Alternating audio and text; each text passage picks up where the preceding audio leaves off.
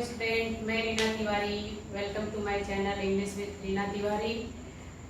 आज मैं आप लोगों को पढ़ाने वाली हूँ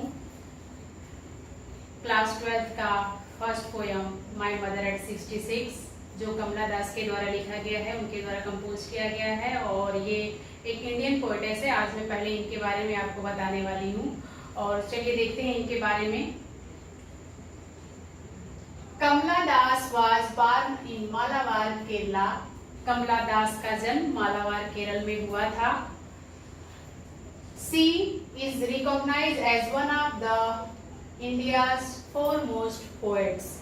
यह भारत की यानी कि कमला दास जो है भारत की महान कवियों में से, कवित्रियों में से एक हैं, अग्रगणी जिसे कहा जाता है। Her work are known for their originality, versatility and the dignity of flavor of soil।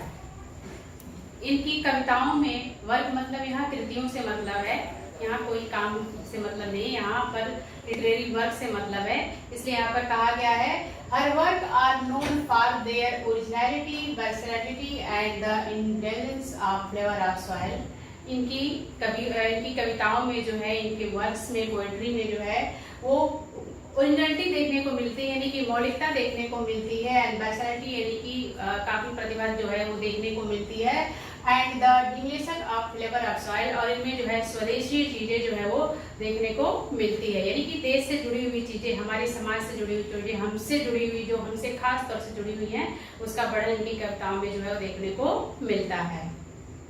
Kamla Das has published many novels and short stories in English and Malayalam under the name of Madhavriti।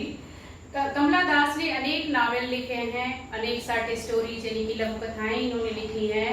और यही नहीं, उन्होंने बस English में ही नहीं बल्कि मलयालम में भी लिखा है।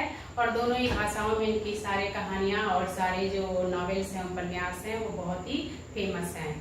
और उन्होंने इस सभी को जो है किसके अंतर्गत लिखा है?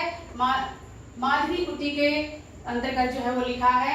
और आगे दिखाया जा रहा है इनके बारे में। She is a sensitive writer who capture the complex subtlety of human relation in lyrical idiom। ये बहुत ही सेंसिटिव राइटर हैं, ये बहुत ही संवेदनशील है, बहुत ही चीजों को बहुत ही ध्यान से देखती हैं, बहुत ही बारीकी से हर एक चीजों को जोड़ते हुए, मानव की जितने भी रिलेशन है, मानव से जुड़े जितने भी रिश्ते हैं, सभी को ये बहुत ही नाजुक तरीके से, बहुत ही दिल से, बहुत ही भावनात्मक तरीके से जो है हर एक बारीकियों को ये जो है अपनी पोएट्री में जो है एक्सप्लेन करने की कोशिश करती हैं। My mother at 66 is an example। My mother at 66 poem जो हम लोग पढ़ने वाले हैं, उसका ही एक एग्जाम्पल है, एक उदाहरण है।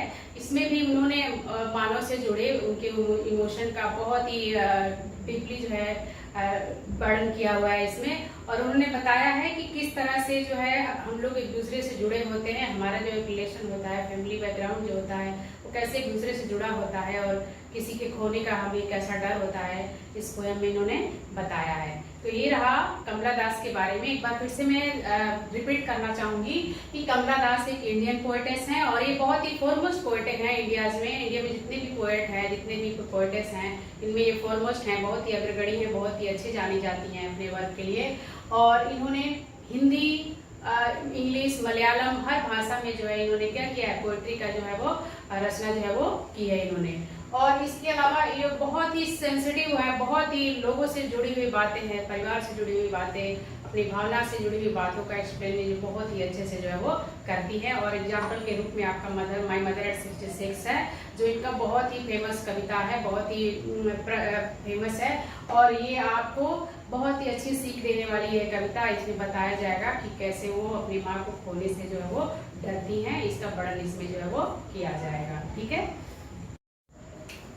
डियर स्टूडेंट, मैं आपको जो है अब माय मदर एट 66 पोएम का थीम बताने वाली हूँ।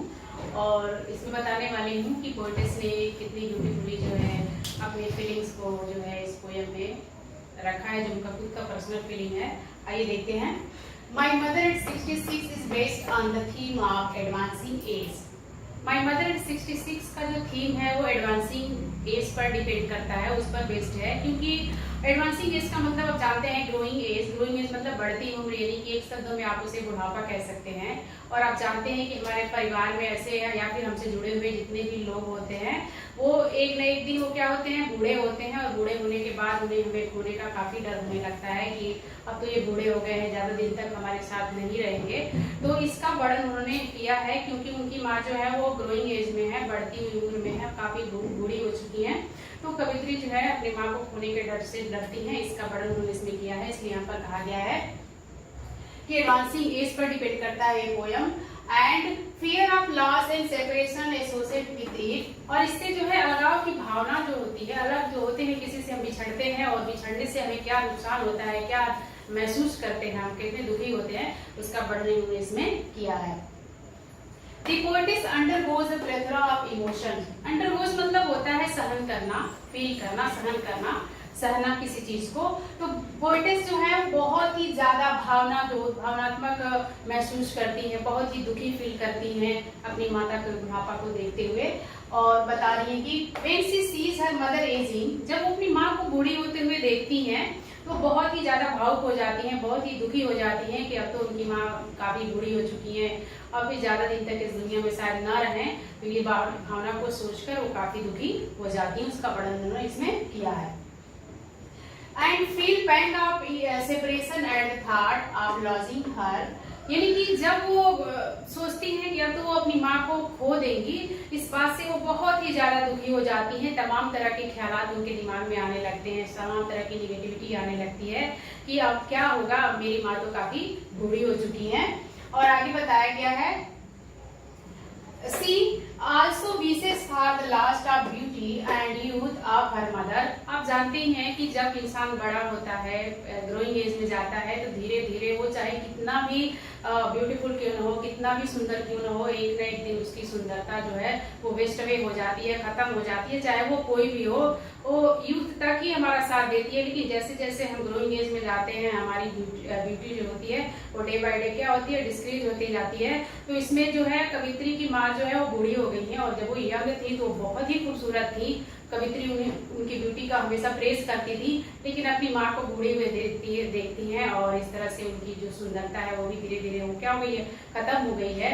तो वो क्या कर रही हैं, इस पोएम में विश कर रही हैं, क्या कर रही हैं, for the lost of beauty and youth of her mother, वो अपनी माँ की सुंदरता को और युवावस्था को चाहती हैं, काश उनकी युवावस्था, उनकी सुंदरता जो है वो फिर से जो है वो वापस आ जाए। और इस तरह से हम कह सकते हैं कि ये टोटल पोयम जो है वो एडवांसिंग एज पर बेस्ड करता है, और इसमें एडवांसिंग एज के बारे में जो है बताया गया है, अलगाव के बारे में, बिछड़ने के बारे में, और उससे जो हमें दुख पहुंचता है, अपने लोगों को खोने का जो दुख होता है, हम जब किसी को ज्यादा प्रेम करते हैं, उसे खोना चाहते हैं, खोने की जो इच्छा होती है अगर वो हमारे अंदर आ जाती है कि वो हम जल्दी उनको खोने वाले हैं, तो इससे जो हमें दुख पहुंचता है उसका वर्णन उन्होंने उसमें किया है।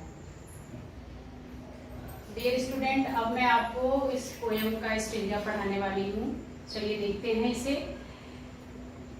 Driving from my parents home to coaching last Friday morning. आपको मैं पहले बता दूं कि इस पोयम की शुरुआत जो होती है, पोएटिस जो है अपने पेरेंट्स के होम से, अपने माता पिता के घर से जो है उन्हीं के साथ जो है वो जाती हैं एयरपोर्ट के लिए, कोचिंग एयरपोर्ट। जो कोचिंग एयरपोर्ट विशेष रूप से यहाँ पर मेंशन किया गया है। यहाँ पर लिखा है कि driving from my parents home to coaching last Friday morning, यानी कि वो कह रही हैं कि पिछले फ्राइडे को मॉर्निंग में अपने माता पिता के घर से जब मैं कोचिंग एयरपोर्ट के लिए जा रही थी, उस समय जब मैं जा रही थी उनके साथ, I saw my mothers beside me, तो मैंने अपने बगल में बैठी अपनी माँ की तरफ जो है वो देखा। यानी कि पोएटिस इन 3 लाइनों में बताई हैं कि वो लास्ट फ्राइडे को मॉर्निंग के टाइम जो है वो अपने पेरेंट्स के घर से उन्हीं के साथ जो है वो जा रही हैं कोचिंग एयरपोर्ट के लिए, और वहाँ पर वो बगल में बैठी थी,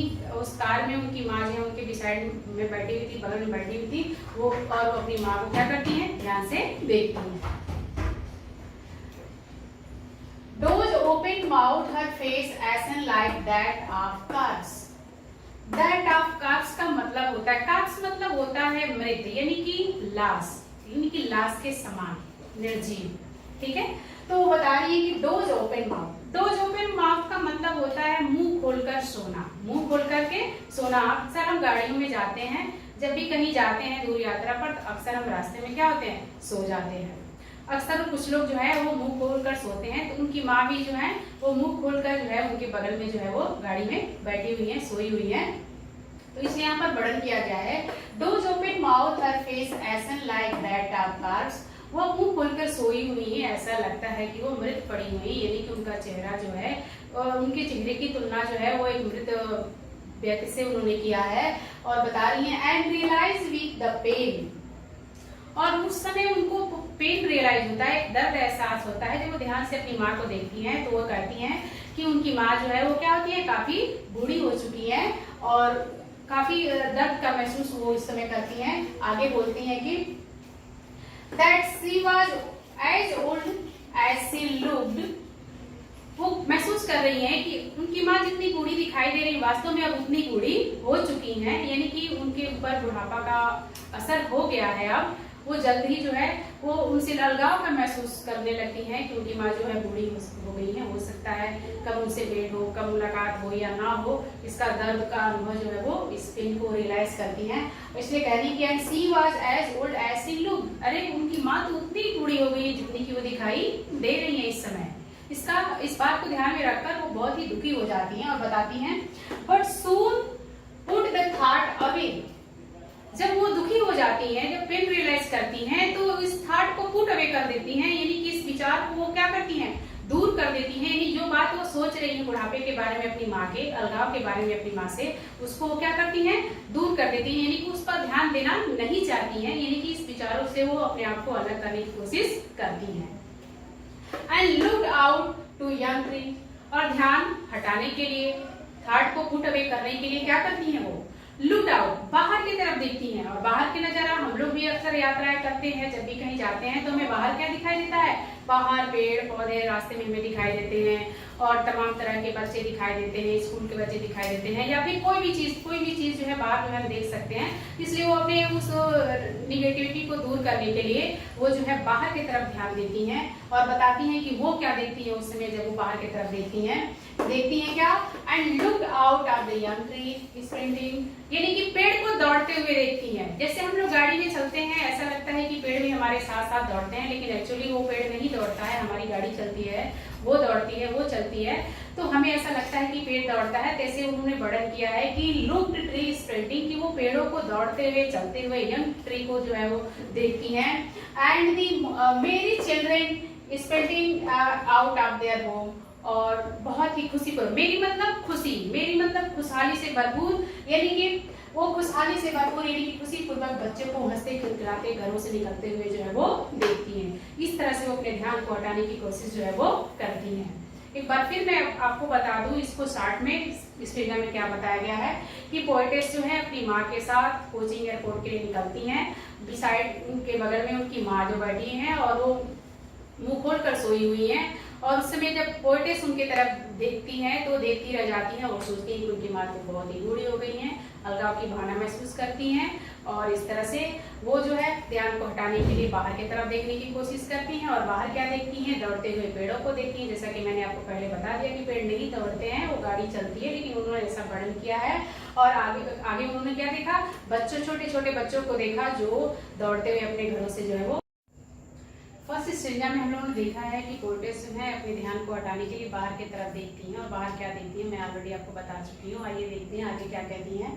but after the airport security check, आपको पता है कि वो एयरपोर्ट जा रही है, कोचिंग एयरपोर्ट जा रही है, वहां पर जब सिक्योरिटी चेक होता है, सिक्योरिटी चेक होने के बाद standing a few yard away, अपनी माँ से वो कुछ यार्ड की दूरी पर ही खड़ी होती हैं, देखती हैं, कुछ गज की दूरी पर ही उनकी माँ जो है थोड़ी दूर पर खड़ी रहती हैं। इसलिए वो कह रही है कि सिक्योरिटी चेक के बाद standing a few yard away I looked again at her when fail and let morning winters, कह रही है कि कुछ दूरी पर मैं खड़ी थी और दोबारा जो है मैंने अपनी माँ की तरफ जो है वो देखा। अगेन वो अपनी माँ की तरफ देखती हैं, दूर से खड़े होकर देखती हैं, जो दुख महसूस करती है, अंदर से काफी दुखी है, लेकिन फिर से वो सिक्योरिटी चेक के बाद अपनी माँ की तरफ ध्यान करती है, एक बार फिर उनको देखती हैं। और क्या देखती हैं, her wind pale and the late winter's moon, winter's moon यहाँ पर उन्होंने उन्होंने कहा है, जैसा कि हम जानते हैं कि विंटर्स मून जो होता है वो उतना कलरफुल नहीं होता है, उतनी ब्राइटनेस उस मून में नहीं होती है जो विंटर में होता है, जो कि जो गर्मियों के दिनों में जो हम चांद देखते हैं, जितनी उसमें उजाला होता है, जितनी चांदनी उसमें होती है, जितनी ब्राइटनेस उसमें होती है, वो ठंडी के दिनों में नहीं होती है। क्यों नहीं होती है? ड्यू टू फॉग की वजह से नहीं होता है, मिस्ट की वजह से नहीं होता है। तो वो देखती हैं, उन्होंने अपनी माँ के चेहरे की तुलना जो है, कंपेरिजन जो है यहाँ पर किया है, किस चीज से किया है? विंटर मून से किया है। विंटर मून की खासियत यह है कि उसमें कोई चमक नहीं रहता, वो कलरलेस रहता है, बन रहता है वो। तो इसलिए उन्होंने कहा है, अपनी माँ की तुलना विंटर्स मून से किया है, और बोल रही हैं सिक्योरिटी चेक के बाद जो है कुछ गज की दूरी से, कुछ यार्ड की दूरी से, कुछ डिस्टेंस से वो अपनी माँ की तरफ फिर से देखती हैं और अपनी माँ के चेहरे की तुलना जो है विंटर्स मून से करती हैं। जो विंटर मून जो कैसा है? Well and pale and old familiar at my children's childhood fear. और कह रही है कि जब मैं देखती हूँ उस कलरलेस फेस को, अपनी माँ के उसमें विंटर लाइक मून जैसे फेस को जब देखती हूँ, तो चाइल्डहुड फियर को फिर से वो रीगेन करती हैं। चाइल्डहुड फियर मतलब यहाँ पर क्या बताया गया? चाइल्डहुड फियर का मतलब ये बताया गया है कि जब भी कोई बच्चा, छोटा बच्चा जो होता है, अपनी माँ से दूर रहता है, या फिर उसे लगता है कि मेरी माँ मुझसे दूर जा रही है या जाने वाली है, तो पहले से ही डर जाता है कि मैं अपनी माँ से दूर नहीं रहूंगा, मैं हमेशा अपनी माँ के पास ही रहूंगा। तो ऐसा ही वो चाइल्डहुड फियर है फिर से महसूस करती हैं। जब अपनी मम्मी को देखती है, अपनी माँ को देखती है एयरपोर्ट पे, तो उस दूरी पे, तो उनको चाइल्डहुड फियर जो है फिर से जो है वो उनके दिमाग में जो है वो आ जाता है। खोने का डर जो है अपनी माँ को जो है उनके अंदर जो है वो आ जाता है। But all I said was see you soon, अम्मा। लेकिन पोएटेस ये कहती हैं, कमला दास एक्सप्लेन करती हैं, लेकिन उस समय मेरे पास कोई शब्द ही नहीं था, क्या मैं एक्सप्लेन करूं, क्या मैं कहूं अपनी माँ से? बस मैंने कहा कि सी यू सून अम्मा, कि अम्मा हम लोग फिर जो है वो मिलेंगे, अम्मा फिर हम लोग मिलेंगे। And I did was smile and smile and smile। और कह रही हैं all I did was smile and smile and smile। मैं कुछ नहीं करी, मैं बस उस समय उन्हें देखकर मुस्कुराती रही, मुस्कुराती रही, मुस्कुराती रही। यानी कि वो मुस्कुरा तो रही हैं, लेकिन ऊपर से मुस्कुरा रही हैं, अपनी माँ को खुश करने के लिए मुस्कुरा रही हैं, न कि वो अंदर से तो काफी दुखी हैं कि उनकी माँ जो है बूढ़ी हो चुकी हैं, कलरलेस हो गई हैं, उनकी ब्यूटी खत्म हो गई, उनका चार्म खत्म हो गया है, अब वो काफी बूढ़ी हो गई हैं। हो सकता है उनके अंदर हमारे से सेपरेशन हो जाए, हम अलग हो जाए, इससे जो खोने से डरती हैं। इस तरह हम कह सकते हैं कि ये कमला दास का जो पोयम है वो हमारे फीलिंग इमोशन से जुड़ा हुआ है, हम सबसे जुड़ा हुआ है। ये बात सिर्फ कमला दास के लिए नहीं होती है, ये बात हम सब पे लागू होती है कि हम भी अपने किसी प्रिय को जो है खोना नहीं चाहते हैं, चाहे पेरेंट्स हो, माता पिता हो, दोस्त हो, कोई भी हो, उसे हम खोना नहीं चाहते हैं। तो यहाँ पर सेपरेशन का फीलिंग जो है उन्होंने यहाँ पर एक्सप्रेस किया है और ये बताया है कि किसी के खोने का डर हमें कैसा होता है। जब हमें हमारे अंदर ख्याल आ जाते हैं कि हम किसी को खोने वाले हैं या खो सकते हैं, तो हमारे अंदर बहुत सारी भावनाएं जो है वो आने लगती है। इस तरह से उन्होंने अपनी माँ को खोने के डर का वर्णन जो है इसमें किया है और अपनी माँ को खोने के डर से वो अपने बचपन के डर को भी याद करने लगती हैं कि कैसे वो छोटी थी तो माँ को खोने से डरती हैं, और इस समय जब उनकी माँ बूढ़ी हो गई है तभी भी वो खोने से क्या कर रही है? डर रही है। लेकिन इतना कुछ होता है उनके मन में चलता है, लेकिन फिर भी वो कुछ बोलती नहीं है, बस कहती है सी यू सून अम्मा, यानी कि अम्मा हम लोग फिर मिलेंगे। और ऐसा कहकर वो अपनी माँ को जो है वो गुड बाय जो है वो करती हैं, गुड बाय जो है वो करती हैं। और मैं ये कहना चाहूंगी कि आप मेरे चैनल को अधिक से अधिक सब्सक्राइब करें और शेयर करें और अपने कमेंट भी रखें कि हमारे अंदर हमारे लिए क्या सुझाव है, क्या वीडियो है, या फिर जो भी जो है आप पढ़ना चाहते हैं या फिर जो करना चाहते हैं उसका हमें जो है वो एक्सप्लेन कर सकते हैं आप कमेंट में। Thank you.